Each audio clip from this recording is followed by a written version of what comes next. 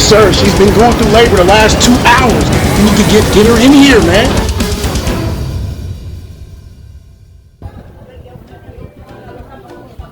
There's baby KK.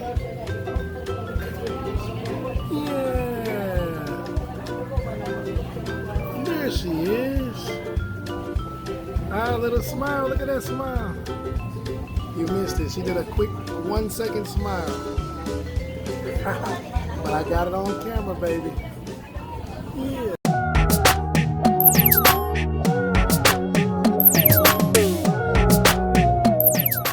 What's up, guys? I'm Dean Hashim. This is Dean the expat. This is my lovely fiance, Regine. Hello. And we're back on our 2 weeks vacation, right? Yep, back from our 2-week vacation, back to YouTube, to you guys. And anybody who follows the channel and they know why we went on our 2-week vacation, then I guess that means we have someone we need to introduce to everybody. Yeah, here she is. Introducing to you guys. Thanks for Daryl. Baby Michaela! Look, she's smiling too. She's sleepy. Oh, no, hungry again. Okay, we're going to get you back to your auntie so you can get some milk, but we wanted to show you guys our little one, baby Michaela. We love her so much, and we went through so much to bring baby Michaela into this world. It was a trip, so we're going to spend some time telling you guys about that too. That was a trip, you guys, because I don't know if people know about our journey, but this is our second baby. Our first baby, he's 1.5 years old. He's in the other room right now. And we had him at a private hospital in the Philippines, right? It was an experience similar to an American hospital.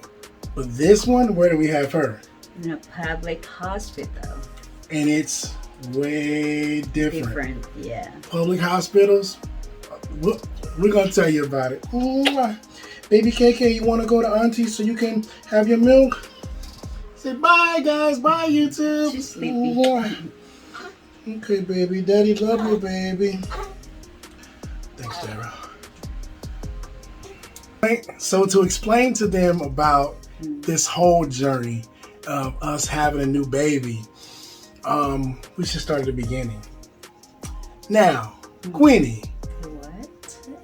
Did we plan for our first baby, Marshawn? Yes, of course. We went to fertility pills. So, and we get lucky that after a month, I get conceived. Is that the right word? You had a fertile egg. See, guys, Regine has a condition called PCOS, okay? Polycystic ovarian syndrome.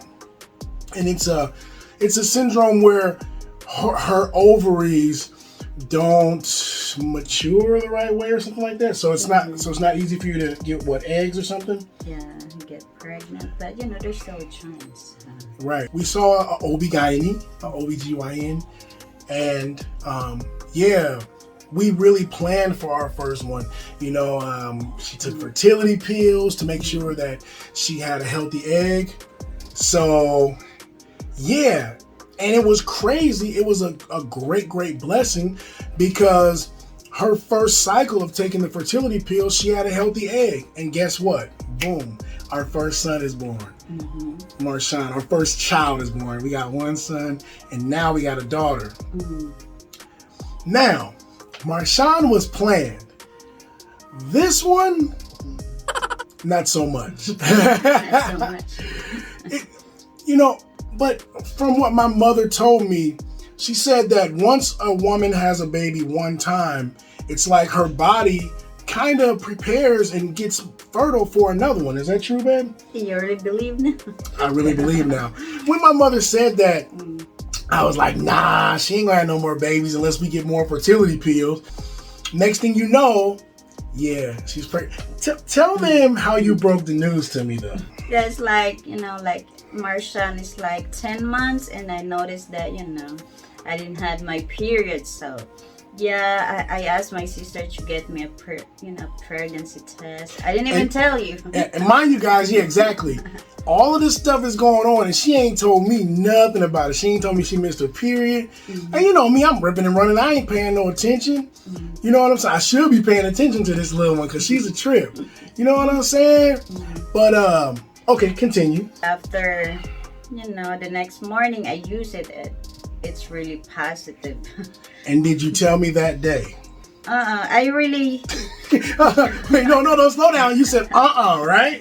Yeah, I had like 3 pregnancy tests, so I took it like 3 days in a row just to make sure that it's really positive every morning, because that's said it's accurate in the morning though. So yeah, it's all positive. So yeah, I guess after the night I decided to tell. My question is this to you, babe. What made you wait so many days to tell me? Was it because, I don't know, maybe because you know how I am? Once I know, I start going.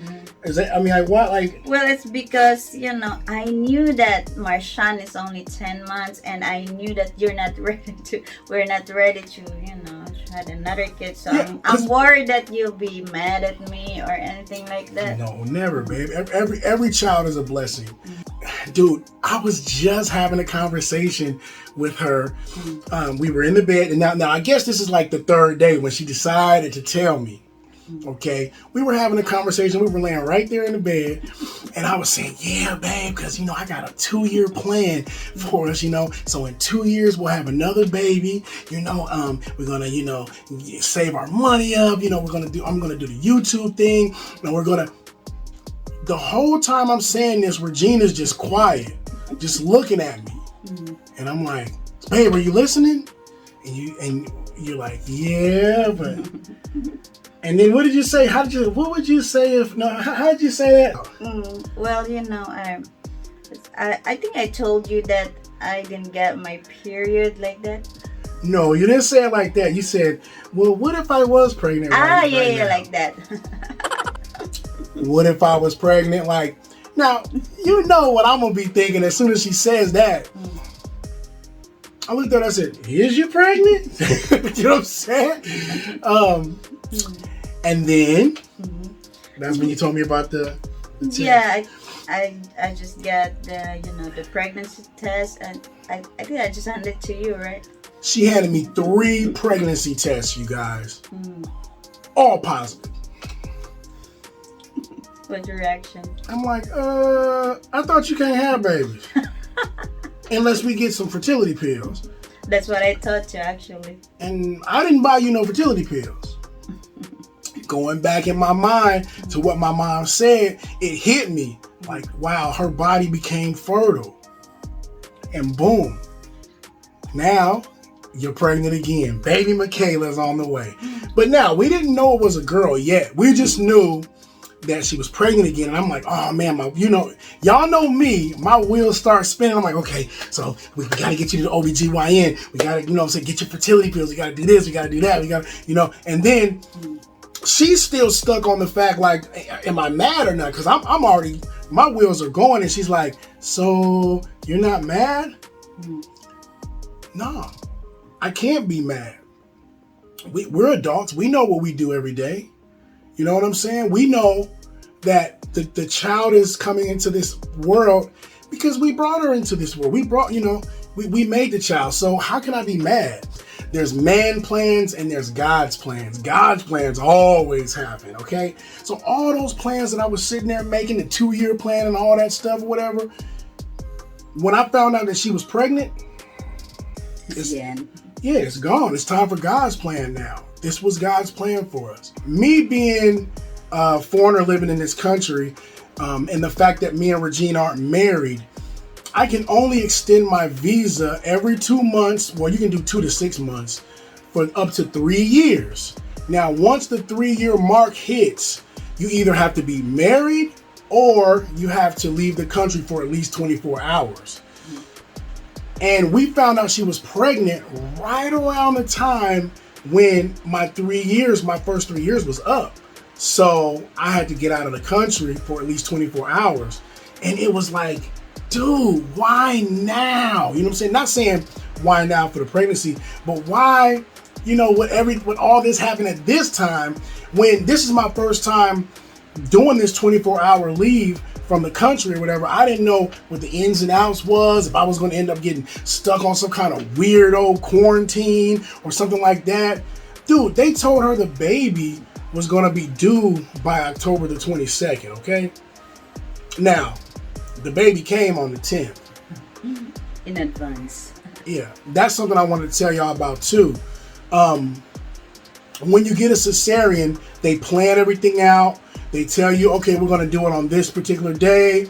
And since they were predicting that the baby was supposed to come on the 22nd, they said, well, then you can have the baby on about the 8th. We can do the surgery on the 8th. Now, guys, the reason why she had a cesarean this time is because our first baby, she had a cesarean because, well, why didn't make you have a cesarean the first time? That was high blood. Oh yeah, because she's high blood pressure.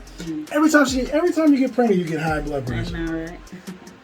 But anyway, once you have a cesarean one time, doctors usually recommend that you have another cesarean if you have another baby, because I guess if you try to do it naturally, like what do they say? What would happen if you try to do it naturally? You would. They said it might, split your incision. It'll rip the incision open, right? And then you'll have even more problems. So that's why they just have another C-section. And they use the same incision, actually, right? So, yeah, they set up the C-section for the 8th, okay? Because they said you got ample time. That's why I say man plans and God plans. Listen, doctors don't know everything. All they can do is give you an estimate. That's it, okay? She was supposed to have the cesarean on the 8th. But we ended up going to the public hospital. When you go to the public hospital, there's so many people in front of you. But I'm getting ahead of myself. Yeah. Let me finish telling y'all about the 24-hour situation. I was scared as hell that I wasn't going to be able to come back.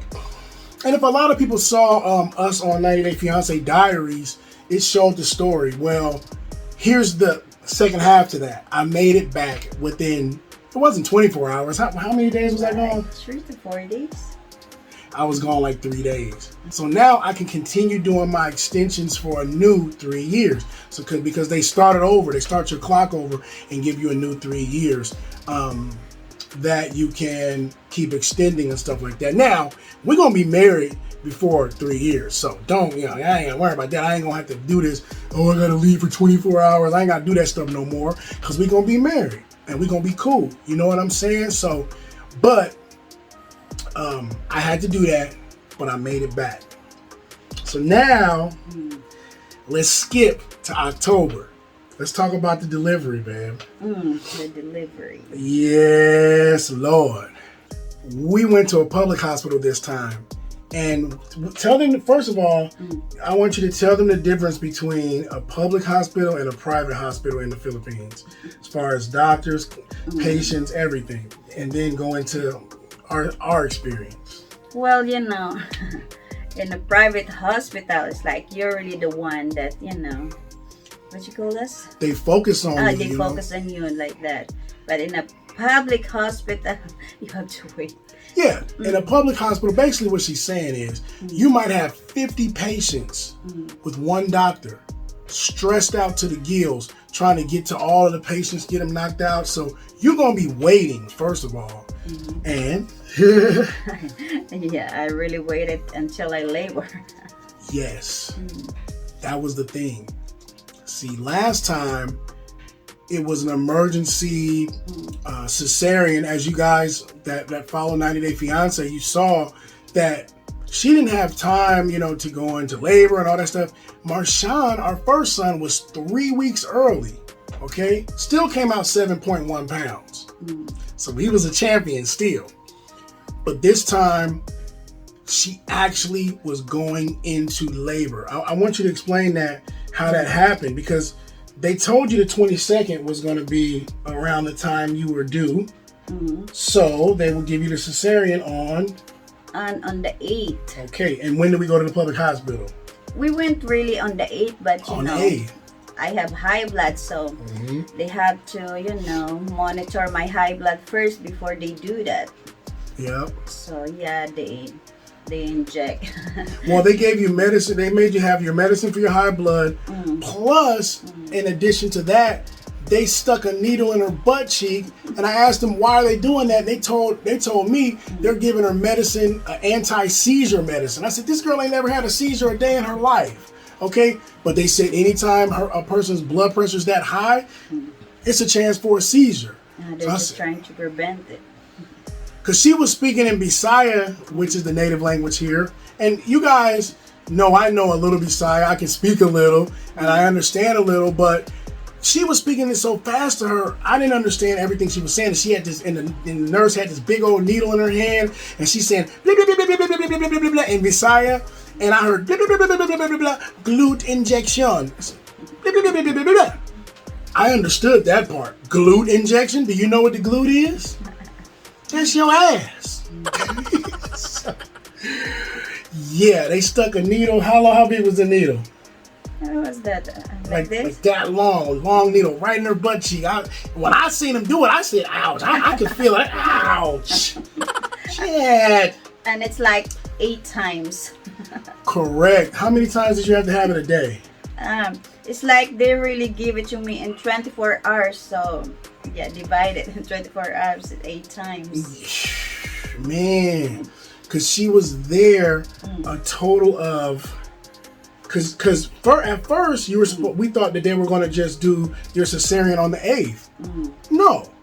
They want to do all of this monitoring her blood pressure and all that stuff. Really, I just thought it was because they had a whole lot of patients in front of her. That's really what I think the situation was. They didn't get to her until the 10th, right? And she was having serious contractions. And your how many minutes apart were your contractions? Started off like 5 minutes apart? It started really at, was it early in the morning, like 3 a.m. On what day? On the 10th? Yeah, on the 10th. At first, I could just, the pain, I could just handle it. But it's like, after in the morning, like at 9, 10 a.m., it's like it makes me want to cry. Right. And then I started looking at my watch. She started having contractions every 3 minutes. They say if you're having contractions every 5 minutes, you're going through labor. She was having contractions every 3 minutes, you guys. Okay, and it's only the 10th. The OBGYN said, oh yeah, you'll be due around the 22nd. On the 22nd. You about 12 days off, lady. I ain't good at math, but that's about 12 days off, huh? They don't know too. They're just trying to give you an estimate. But only God knows when you're going to deliver. That's the bottom line. Only God knows. And on the 10th, she was delivering. Yeah. Okay. What did the nurse come in and say? We can start the surgery around 1. It's 11. I said, can you put me in there? Once again, guys, the difference between a private and a public hospital. Listen, I'm going to tell you guys, man, something that really humbled me about going to the public hospital. The public hospital is the place that the common folk in the Philippines go to. The private is the place where people that got a little money, that's where they go, because it's going to cost you some money. But the public hospital, you see everybody in there. It's 50, 60 women trying to, have their baby. Okay, and yes, it's because the public hospital is a free government service. That's the part we didn't say. The public hospital is free, but you have to, what? What do you have to do? It's, of course, you still need to get all the stuff that you need, your medicines. You have to pay for all your medicines. Okay, and all of your medicines come out to maybe a little over $100. Okay, so you still, even if you poor, when you go to the public hospital, you still gonna have to have $130 to pay for all of your medicine. You know what I'm saying? And what I'm saying humbled me and made me thankful for my blessing, and I'm gonna need to give share my blessing, as they say in the Philippines, because, you know, when I saw this, it really made me think. I saw some women who were asking their whole families to chip in money so they can have their $100 just to pay for their medicine, dude. You know what I'm saying? And it really hit my heart, like, wow, it's really real out here, man. You know, and you know, we're gonna do something in the future to help mothers out too, through the Team Love Foundation that we have in Dean the Expat. But that's a whole other story. But yeah, man, it was rough. Some mothers couldn't even pay for their medicine, and so it really woke me up to the fact that, you know, we're definitely blessed. You know, we were able to pay for her medicine, of course. And as I said, I just wanted to go to the public hospital because I was being cheap.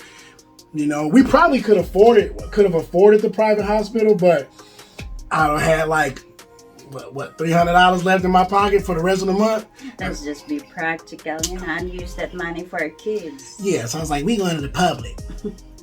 You know what I'm saying? And Regine looked at me like, you sure? I said, yeah, let's go to the public. What's wrong with the public? It's too hot there for you. I said, what could go wrong?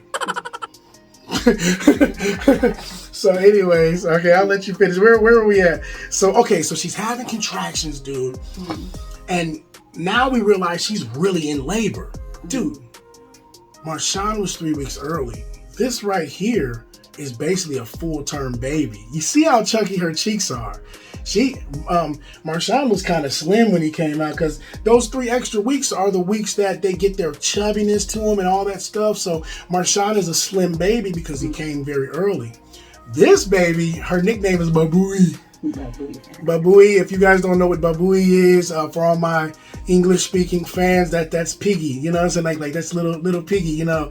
But it's not. I'm not saying it in a bad way, like my daughter's a pig. No, it's Babui is. It's like a funny nickname that you call somebody who has chubby cheeks, or they have something chubby about them here in the Philippines. Babui, little Babui. That's what we call her, right?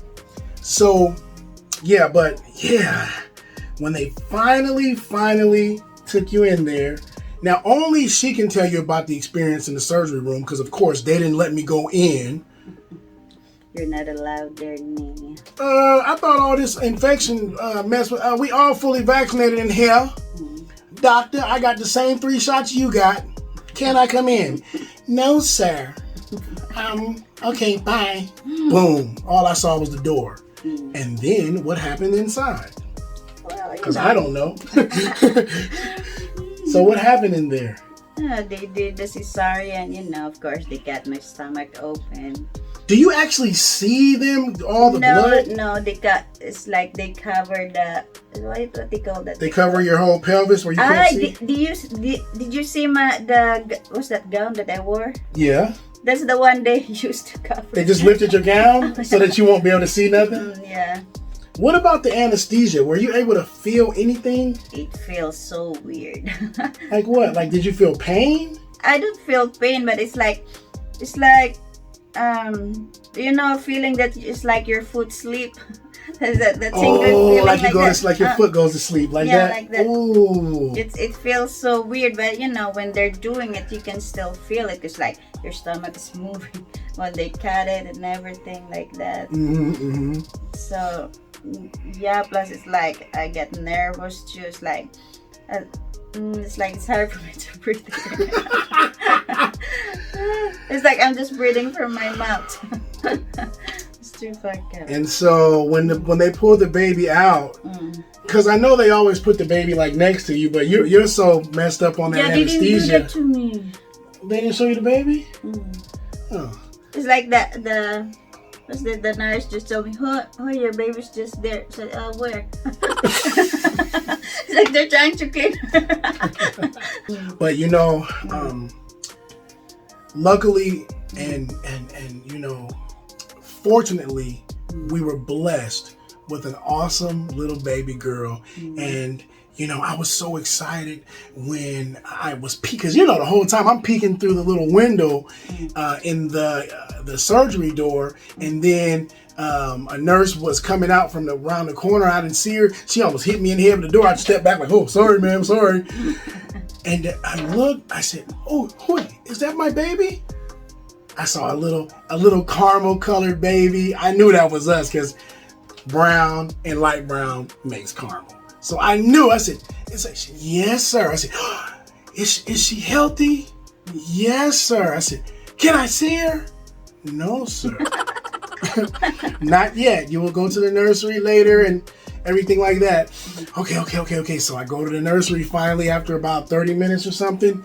And then I see this little pretty little round-headed baby with these big cheeks. She already had hair. I said, that's my baby. That's my, oh, I love her so much, man, you guys. And we're so happy and blessed that we have our little one. And man, you know, we just wanted to share this with you guys, our journey and our story.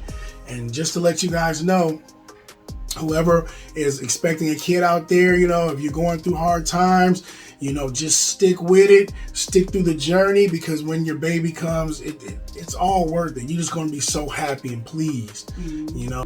So yeah, we're planning to, you know, move to America, so you know, our kids can go to school there in about 4 years, guys. Because we're going to save money and also let the kids get to like K1 age or something like that. Then we'll go to America. But you have to marry me first. Of course. Before I can go there. That's a given, and that's going to happen, guys. And we're going to do a special video for that as well. And I'm going to be wearing my Marine Corps dress blues. Ooh-wee, with the white gloves. Ooh, watch out now. No, just kidding. And you know, you're going to be in a beautiful dress, whatever color you want, babe. And so we're going to be doing that. So right now, guys, we're saving money for the wedding, and we're also saving money for what's going to happen in the distant future, which is a few years from now. We're all going to move to the States so the kids can go to school in the States. So anything else we need to tell them, babe? So, you know, guys, you should subscribe to our channel. She never forgets. She never forgets. And then, yeah, they should hit the notification bell, right? So you guys can get all of the notifications of the videos that we come out with, man. And, you know, this has been Dean the Expat, Michaela is Here edition. Okay, guys? See you on the next video, and much love to you. Peace.